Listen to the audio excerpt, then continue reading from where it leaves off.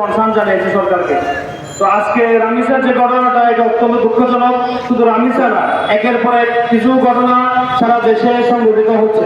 চট্টগ্রামে একটি ঘটনা সংঘটিত হয়েছে। তা আমরা প্রধানমন্ত্রীর উপর আস্থা রাখতে চাই।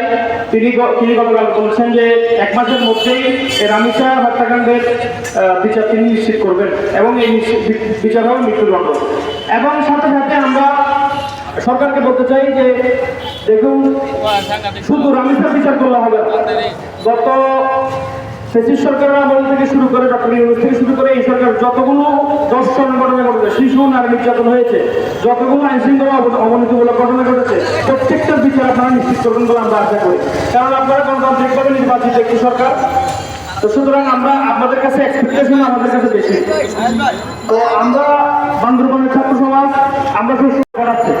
তো আমরা বান্দরবানের মাননীয় সংসদ সদস্যের প্রতি অনুরোধ করব যে, এবং বান্দরবানের প্রশাসনের প্রতি অনুরোধ করব, যারা এই ধরনের ঘটনা ঘটাচ্ছে তার প্রত্যেকটি বিচার যাতে আপনারা নিশ্চিত করেন।